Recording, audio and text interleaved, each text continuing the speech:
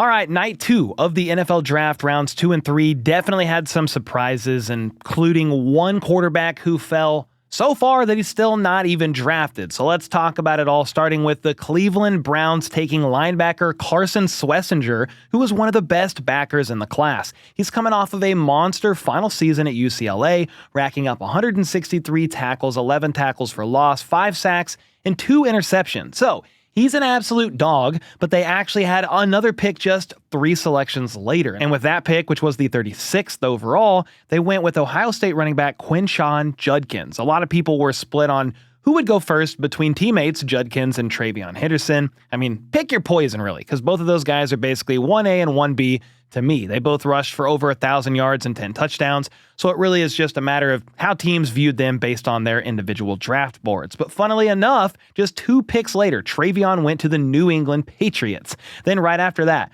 the Bears were on the clock at pick 39, and they went with wide receiver Luther Burden III out of Missouri. He was definitely one of the top receivers left on the board heading into night 2, and the Bears will now be adding him to what is becoming a very stacked wide receiver room. Look at this. They have DJ Moore, Rome Odunze, Luther Burden III, plus tight end Colston Loveland, who they just drafted 10th overall a couple days ago, and Cole Kmet already on the roster as well. I like this pick for them a lot, going back to Luther Burden III. I mean, they've already beefed up their O-line through free agency, and now they're adding some very high upside guys at the skill positions. Now, this next pick was very surprising to some because the New Orleans Saints took a quarterback 40th overall, but it was not Shedeur Sanders. Instead, it was Tyler Shough, the 69-year-old QB out of Louisiana. Okay, obviously he's not 69, but he's going to be 26 years old in September, which is pretty old for a rookie quarterback. He played for 3 different colleges from 2019 to 2025, and get this, he will now be reuniting with his former college teammate Juwan Johnson in New Orleans. And when did they play together, you ask? 6 years ago. I don't mean to rag on the guy at all. It's just kind of wild about the age. You could make the case he's more pro-ready than guys like Shedeur and Jalen Milroe, plus QB is a big need for the Saints, who could potentially be without Derek Carr for the entire 2025 season as he's dealing with that mysterious shoulder injury. Next up, we've got to talk about multiple players that fell quite a bit in the draft, with the obvious one being quarterback Shedeur Sanders, who some thought the Saints could take. Before we get to him, though, cornerback Will Johnson was a player that many had going in the first round, but he actually slid all the way to pick 47, where he was drafted by the Cardinals. He's dealing with a knee injury, which is why he fell, but still, for a guy who was considered the second best corner in the draft by most analysts, him sliding to the middle of the second round was definitely surprising. Another player who fell to the second was edge rusher Mike Green out of Marshall University. He led the entire FBS in sacks with 17 last year and was actually projected to go 15th overall in ESPN's final mock draft. Well, that did not happen. Instead, he wound up going 59th overall to the Baltimore Ravens, so almost out of the second round entirely. Now, a big reason for that is some potential off-the-field issues or concerns. He faced 2 sexual assault allegations, once in high school and another while he was in college at Virginia. So they are from a few years ago, and he wasn't actually charged in either incident from what I understand, but the fact that teams didn't find out about those off-the-field issues until the combine probably played a role in him falling. If he does indeed pan out in the NFL, though, it's going to be an incredible steal for the Ravens, who have been beefing up their defense by taking Malachi Starks in round 1 and then Mike Green in round 2. And that brings us to the shock of the draft, and quite honestly, one of the biggest shocks in NFL draft history, and that is, of course, Shedeur Sanders still not being selected through 3 rounds. We sat and watched as teams like the Steelers, Raiders, and Browns passed on him multiple times despite being linked to him during the pre-draft process. And what makes this even crazier is the fact that 3 more quarterbacks were taken tonight, none of them being Shedeur. Tyler Shough went 40th overall to the Saints, as I previously mentioned. Then Jalen Milroe went 92nd to the Seahawks, and Dillon Gabriel, yes, Dillon Gabriel went 2 picks later to the Browns. This is not to disrespect or throw shade on either of these quarterbacks or any of these quarterbacks that went before Shedeur Sanders.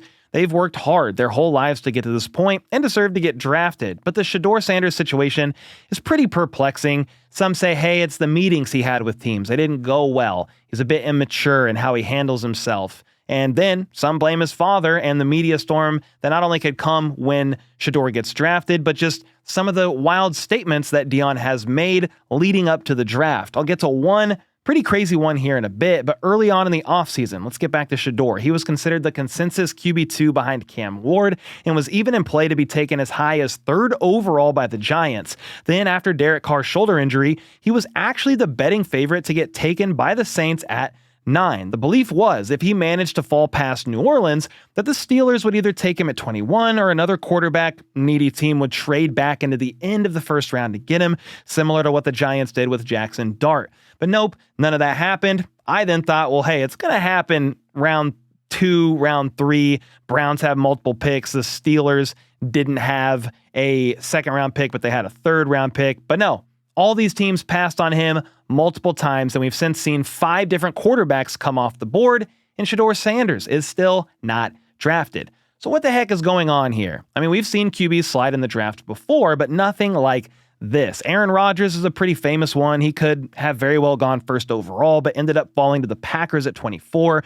Then there's other quarterbacks like Dan the Man Marino, Lamar Jackson, and Brady Quinn, who all ended up as late 1st-round picks after being projected to go higher. But this is another level entirely. To go from a potential 1st-round pick to a day 3 pick without any known off-the-field issues, yeah, pretty wild. Again, a lot of people are saying this falls on his dad to some extent. And here's a tweet that went viral recently from May of last year. Deion responded to somebody coming at Shedeur on X, and he quote tweeted him saying that his son was going to be a top 5 pick, then asked where his son was going. And what's crazy is this actually got community noted with it saying Shedeur Sanders was not a top 5 draft pick.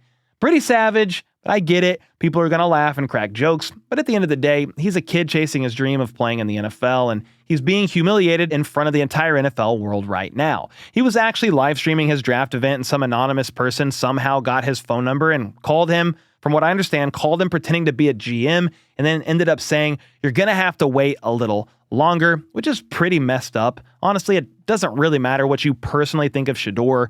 You may not like him because of his dad, or you may think he has some character issues, but the fact of the matter is, we have never seen anything like this, no slide like this in draft history. Mel Kiper issued a similar sentiment saying, quote, "I think it's disgusting. I don't understand what the heck's going on with this." That's a bit far to say disgusting in my opinion, but it is wild. Let's just put it that way.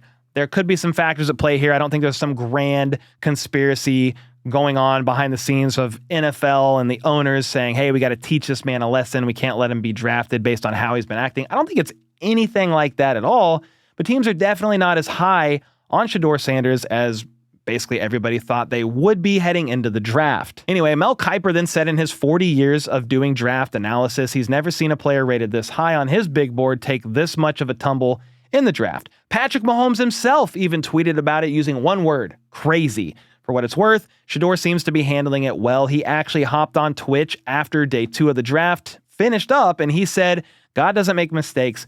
I got faith in God no matter what." And yeah, well, this obviously isn't the outcome he or anyone really expected. Being a later round pick isn't a career death sentence by any means. Dak Prescott, Kirk Cousins, they were both 4th round picks, and they've had pretty successful NFL careers. Brock Purdy was literally the last pick of his draft. Tom Brady was a 6th round pick, and I could go down the list of several others who even were undrafted. Look at Tony Romo, for example. So we'll see where Shedeur Sanders ends up going, but I don't think when exactly he goes has to determine his future in the NFL. There are still teams out there like the Steelers that could use a quarterback, but at this point, it wouldn't shock me to see any team grab him even to be a potential backup based on the value of getting him in a later round. But what do you guys make of this whole situation? Are you as surprised as I am that he fell out of the first 3 rounds entirely?